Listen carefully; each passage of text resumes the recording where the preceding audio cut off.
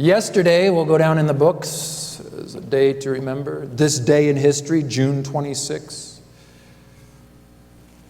The decision communicated to us by the Supreme Court.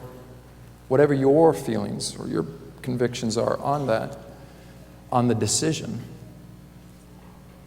we exist here at Campion to be all about people. We want to spend our lives loving them. That was yesterday. Today, June 27th. June 27th has a slightly less note in the past. The British, in 1957, the British Medical Research Council published a report suggesting for the first time a direct link between smoking and lung cancer. 1957. 1962, Ross, bless his heart, begins the electronic data systems. He's been around a while. I wish my kids could grow up with him running for president. 1963, U.S. President John Kennedy spent his first full day in Ireland. June 27th, that's today. In 1998, Prince Michael of Greece, his daughter, Princess Alexandra, weds perfume executive Nicholas Mirzanyants in Torcello Island. That's today in history, June 27th. Today in history. Bunch of, well, thank you very much for the information, but that really doesn't matter. Except on June 27th, 2010, inside a little cabin on a little island across from 3 Mile Island, the nuclear plant there on the Susquehanna River just outside of Harrisburg, Pennsylvania, in that little cabin, one Micheal Goetz knelt on one knee in front of one Melanie Tower to ask her to marry him. June 27th, today, 5 years ago. It almost didn't happen. 3 other families were on that little island, picnicking, spending the afternoon water skiing up and down the river. 2 of those 3 families were there undercover as to provide video support for the proposal. They were special operatives. In one of the afternoon pre-proposal huddles with my secret operatives, things were not set like I wanted. They weren't going. The mood wasn't set, the direction of the afternoon, we were all tired and sunburned. So I called it off. It's not going to happen. No proposal today, I declared. I turned my back, walked away from my little group of operatives, and in unison they read the back of my shirt. 4 words. Now is the time. Why? Of all the t-shirts I had to wear, the one with the message that was most appropriate. So the proposal happened. How could you not with a shirt that read, "Now is the time"?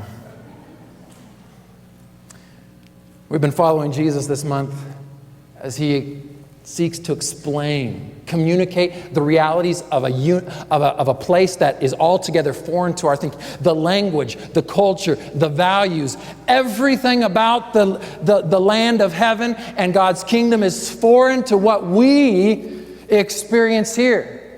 And even worse, is foreign to what our carnal inclinations want. So we've been following Jesus in this as he seeks pictures and descriptions, stories to communicate to us what heaven is like. And Jesus knows that wedding stories are galvanizing. Come on, sit down today at lunch. Your guests may be bored out of their mind. You can see they are just looking around. Just lean across the table and say, "Hey, I want to tell you about our wedding." Woo. Ooh. Everybody likes a good wedding story. So Jesus catches his friends there with the story and says, "Look, I want to tell you about a wedding." Come on, he had everybody's attention. But just like the scenario of a proposal, when the question is popped, there emerge immediately 2 different thinkings Two different cultures between the two people that were involved in the proposal. As soon as the question is popped, the proposal is given, will you marry me? Yes. Immediately, that boy and that girl could not be further apart. What? She is within seconds, nanoseconds, beloved. She is thinking of that binder. Boys, we find out about this binder that these girls have been collecting since they were preteen, of pictures and ideas for their wedding. She's immediately thinking, where did I keep that? Where did I put that binder? Is it on the top shelf? Is it in the closet? Okay, I need the binder. And my friends. I need to call my friends. She is thinking through the ideas, the dates, the colors, the foods, the procession. He is thinking, well, should I have another hot dog or potato salad? I don't know. It's good. I'm good now.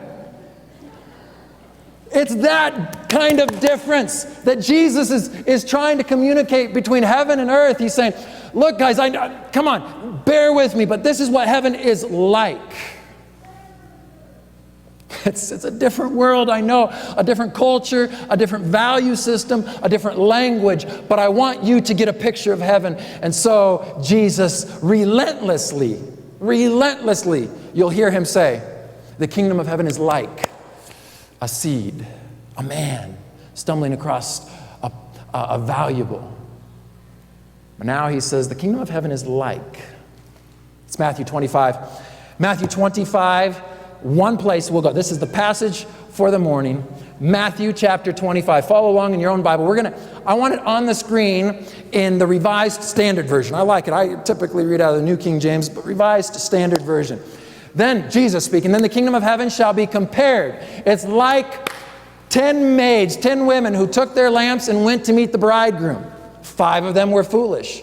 5 of them were wise. Keep reading. For when the foolish took their lamps, they took no oil with them. But the wise took flasks of oil with their lamps. As the bridegroom was delayed, they all slumbered and slept. Keep going.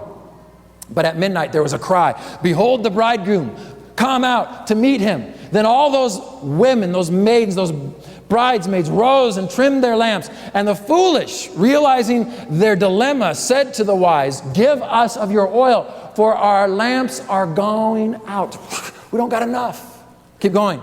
Verse 9. But the wise replied, perhaps there will not be enough for us. We can't share with you. Go rather to the dealers and buy for yourselves. Verse 10. And while they went to buy, the bridegroom came, and those who were ready went in with him to the marriage feast. And the door was shut. Afterwards, the maidens, the other 5, came also, saying, Lord, Lord, open to us. But he replied, verse 12, truly I say to you, I do not know you. Verse 13, watch therefore, for you know not neither the day nor the hour. Whew, what a hard story. 10 bridesmaids. Come on, to be a bridesmaid, ladies, you know this.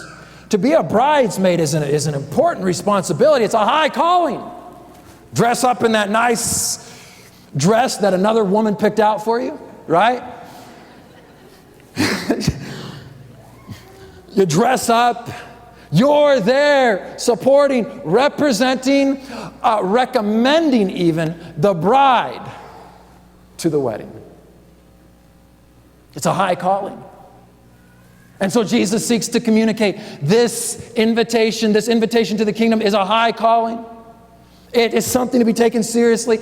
And they do. They're all there on time, waiting and ready. In the culture Jesus was speaking to, the proposal would happen and the boy would go back, prepare a home. Couldn't have a marriage without a home. Go home. As soon as he was done having a place for his bride, either at his father's house or a new place altogether, he would come back. And there was supposed to be the wedding ready, the processional, the bridesmaids and the bride. They were supposed to be ready, and it wasn't certain when he would come, but they knew approximately, they could tell, hey, the house is about done. We've heard through the grapevine, the house is about done. So Jesus takes this scene. It's probably probably happening in a house that they can see off the hill where he's teaching. Jesus takes this picture of these bridesmaids waiting for the groom, and he says, the kingdom of heaven is like that. He called their attention to 4 truths. So here we have it today. God's kingdom is like your wedding. God's kingdom is like your wedding. Truth number 1, 4 truths of your wedding. Truth number 1, there was preparation. Remember the notebook? Remember the notebook, boys, that the girl have had? They don't tell us about it. They don't tell us about it until you propose. And then they tell you exactly how the wedding's going to unfold. The girl has been collecting these pictures and lists and people and places. And overnight, she has all of these ideas outlined and ready. There is preparation. It may not be by the man, but there's preparation. This week, sitting at my desk, I just thought through what my contribution to the event. Flowers? Nope. Dresses? Nope. Music? Nope. Colors? Nope. Food? Nope. Order of service? Nope. Question of unity candle versus unity stand? Nope. Reception program? Nope. I get half a point for choosing the dudes that stood with me and a half a point for what they were wearing. But what I learned was that from June 27th onward to that beautiful day in October was that there was preparation. Preparation was not just a 4-month process, a 6-month, or even a 10-month process, whatever the space is between the proposal and the wedding. It has been going on a lifetime, beloved, in the heart and mind of that girl. I didn't know that. But it sure fits the scene that Jesus is trying to communicate. The kingdom of heaven is like something you have been preparing for. How long, Jesus, do we need to get ready? When do we need to give us the training program? No. You start now. It doesn't matter when it's going to happen. You start now, beloved. You don't wait for the 4-month signal or the shot clock. You start now. Truth of your wedding, number 1, there was preparation. Truth of your wedding, number 2, the roles are not interchangeable. I stood outside the Pioneer Memorial Church on the campus of Andrews University, waiting for Melanie. We were going to have the classic first look. Never seen her in the wedding dress before. We were taking pictures before the wedding, though, so that the transition from wedding to reception was less delayed.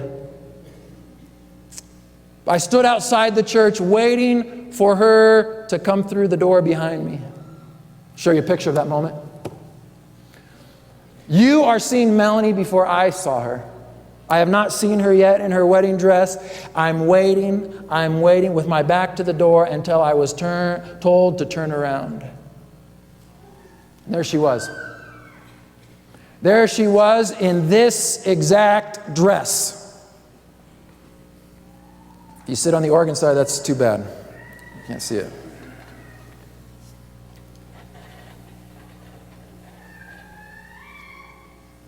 I like this dress. It's a beautiful dress. It's what my wife told me. But beloved, when I turned around, if anyone else had slipped into it and was standing there, it would not have been it. Truth of your wedding, number 2, the roles are not interchangeable. The dress identified her as a bride, but her heart identified her as my bride. Truth of your wedding, number 2, the roles are not interchangeable. There could have been 100 women dressed in this exact same dress,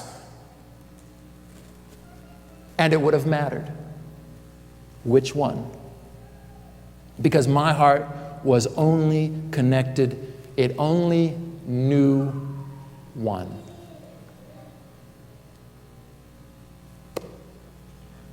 Jesus is speaking of those who are waiting for his return. Jesus is not speaking to the world in general when he says there were 10 that went out to meet the bridegroom.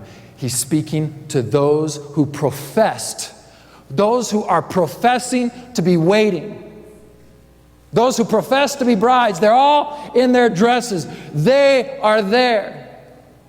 They are at the right place. They're carrying the right stuff. They're going to the right places. They're using the right words. They are right.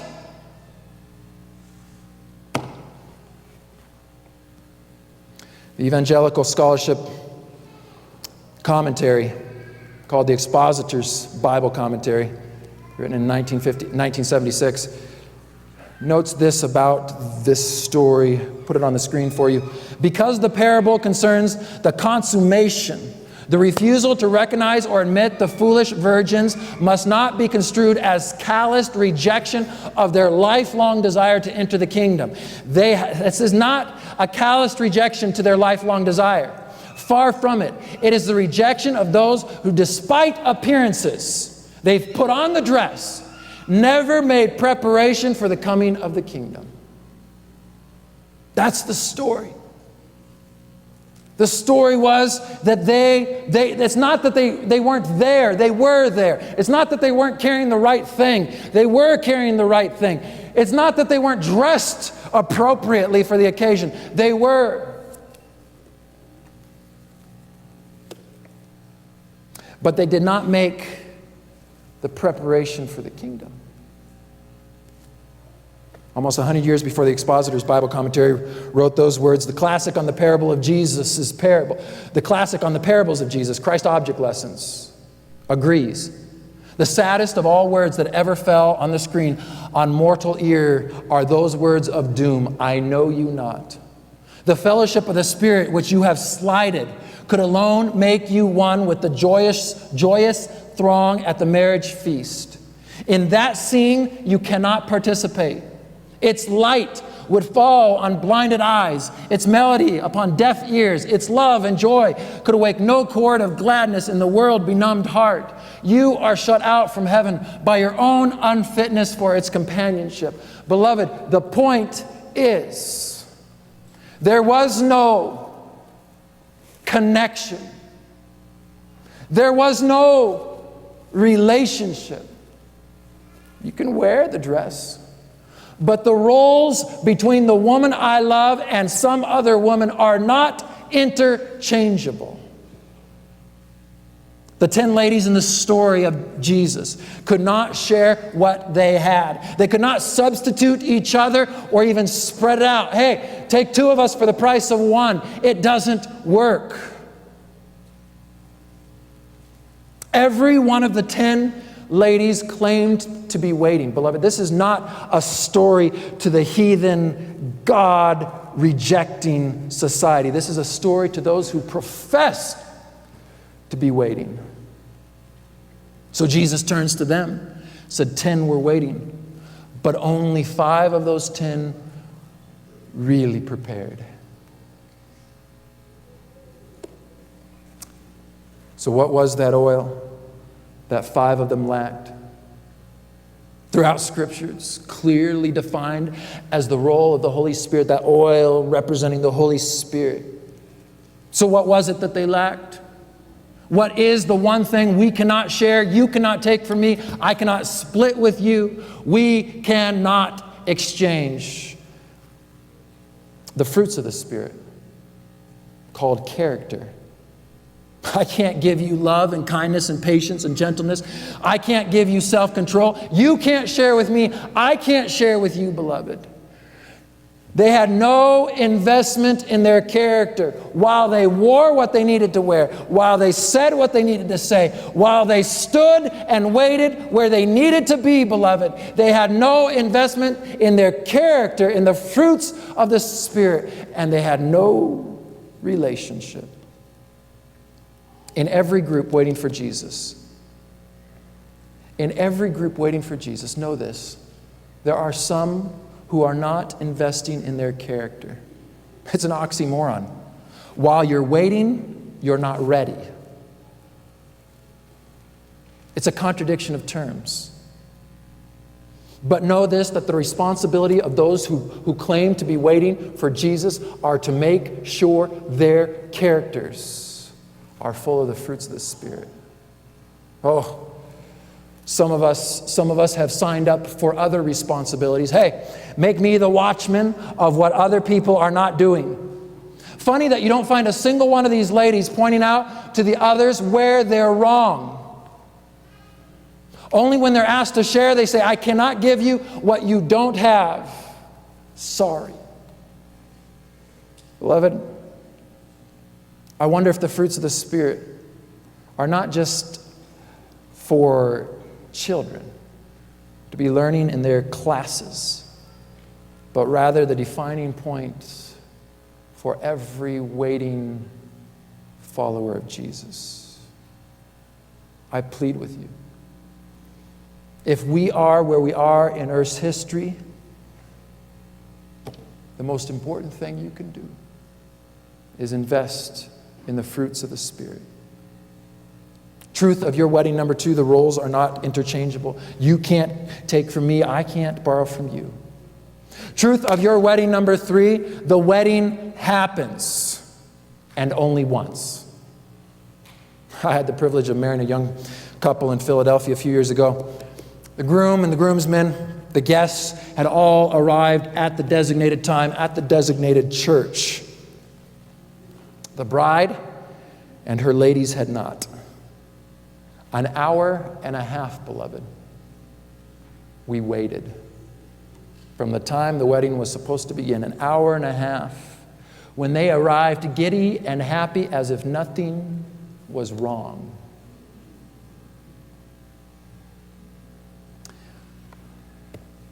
The wedding, though, will never take place without the bride. It just won't happen.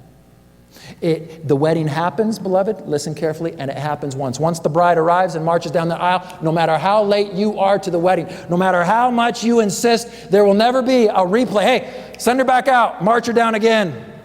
He came in late. Once the bride is there and the groom is ready to receive her, there will not be another march. It doesn't happen twice. It happens once. The wedding happens. Truth of your wedding number 3, and it happens only once. You must be there. You must be there and be there on time. Watchman Nee, creative theologian that he is, in his book, What Shall This Man Do?, poses it as a question. He writes this, but now on the screen, we must be practical and take a look at conditions around us. Most of us will agree the outward Christianity today is in a sorry state. We already know that, beloved. Let's get on with the news. It manifests all the ailments and weaknesses of the world. Its work is reduced to a little preaching and a little social work. Its impact on men is negligible. This is a fact, Nee writes. But what should cause us even greater personal distress is the tragedy that as God's people, our conscience has been so little exercised about this fact. We take things as a matter of course, and many seem indeed to accept them as almost though they ought to be as they are. Hey, the world is happening as it should. Things just are this way.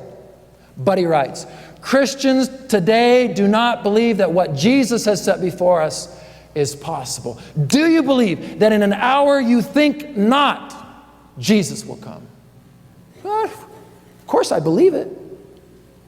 But my life is a different testimony that tonight, beloved, tonight on this planet could be its last. It seems long and often that we've talked about Jesus coming. I don't have any new news. The church is still struggling. The world is still dark. Jesus is still coming. I don't have new news, except to remind you that it is foolish not to live today like he's coming tonight. Jesus is coming back. Truth of your wedding number 3, Jesus is coming back, and he's coming back only once.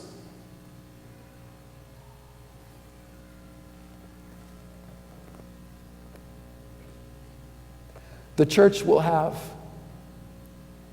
The church will have people who are dressed right, holding the right things, who have not invested in the fruits of the Spirit. So let's move on. Let's move on. What about you? What about you, O Christian, waiting, declaring that you are a follower of this returning Christ? What about your oil? Truth of your wedding, number 3, Jesus is coming back, and he's coming back only once. Truth of your wedding, number 4. It's your party.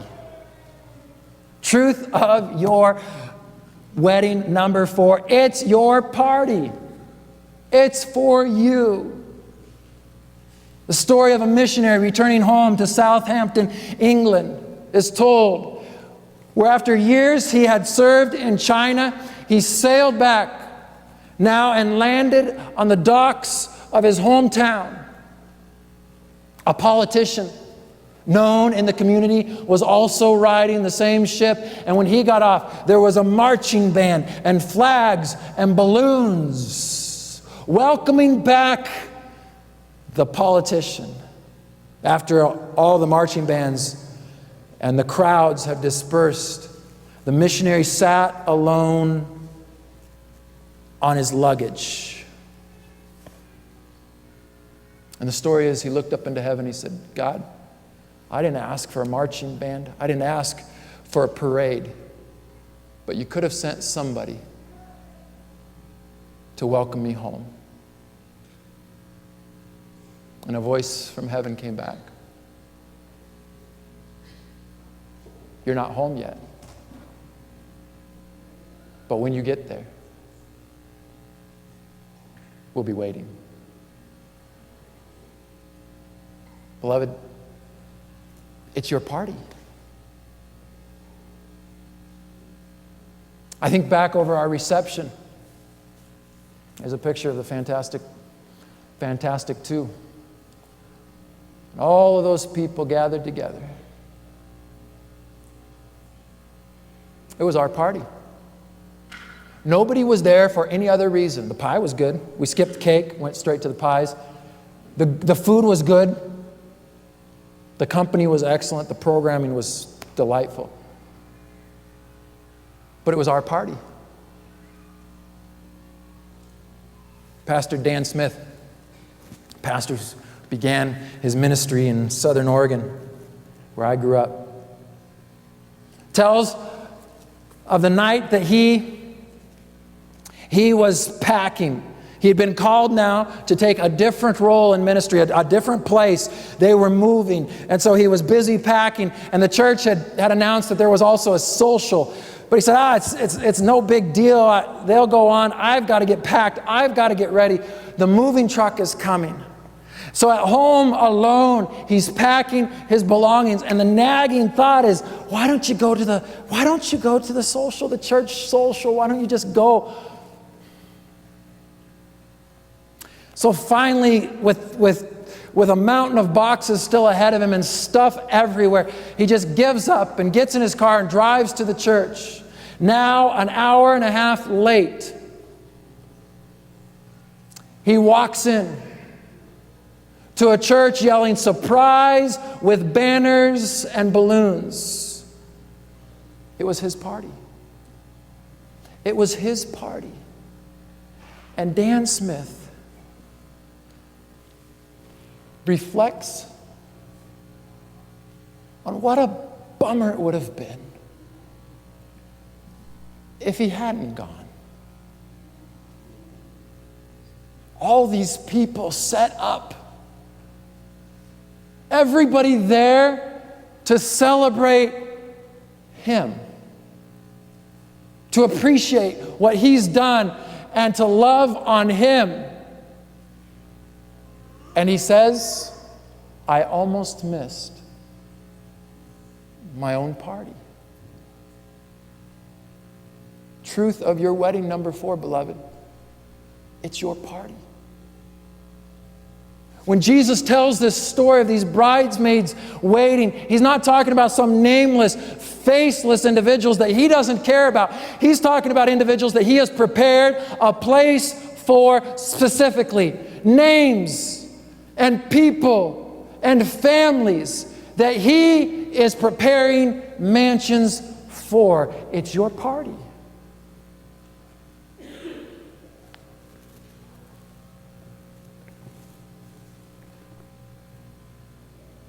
It's your party.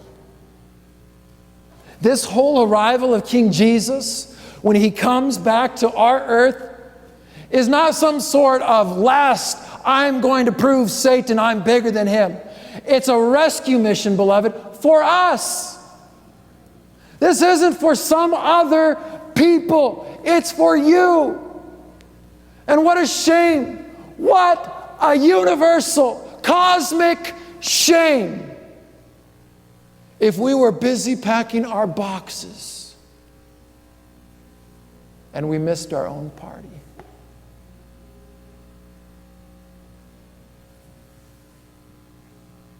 Truth of your wedding number 4, it's your party. Who else do you think Jesus is setting this up for? 5 years ago today, June 27, it seemed meant for the moment when those secret operatives in unison cried out, now is the time. 5 years ago, I almost didn't pop the question. Oh, I would have been popped at some point, but I almost in that day turned and walked away from that little group, our secret meeting.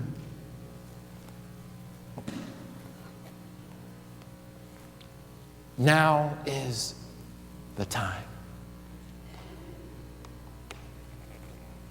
5 years ago, this very day, I asked the second most important question of my life. I asked Melanie to marry me.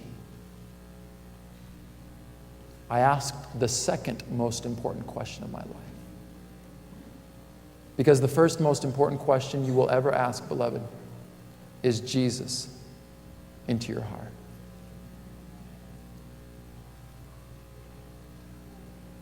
I wonder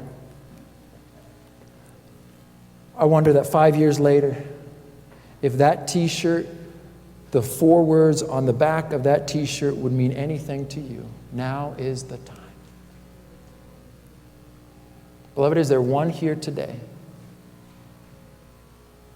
Is there one here today that has never taken a public stand asking Jesus into their heart? The most important question you will ask in your life.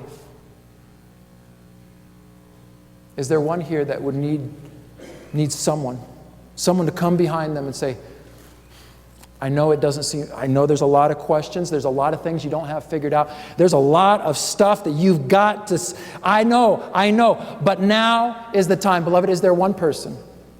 Is there one person here today that needs to stand, has never publicly asked Jesus into their heart, said, I want to officially, publicly stand and say, Jesus, come into my heart? Is there one person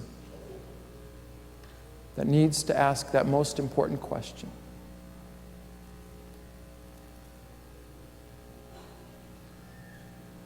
Effie Belden,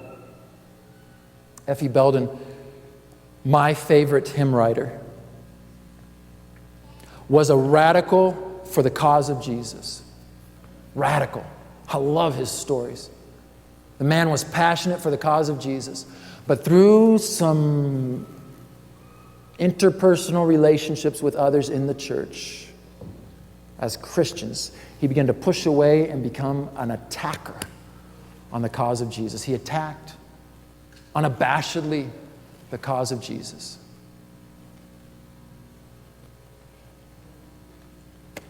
He wrote this hymn. We know not the hour of the Master's appearing, yet signs all foretell that the moment is nearing. He will come. He will come. Let us watch and be ready, Belden writes. He will come. Hallelujah. Hallelujah. He will come in the clouds of his Father's bright glory. But we know not the hour. We're going to sing that together. And beloved, if there's one person here who has not ever asked that most important question, Jesus, will you come into my heart? I'm going to stand right here. I'm not inviting everyone to stand. But if you need to stand because you have never done that publicly, saying, I declare I am married to the man Jesus Christ, I'd invite you to stand in the middle of the song, beloved. Stand with me.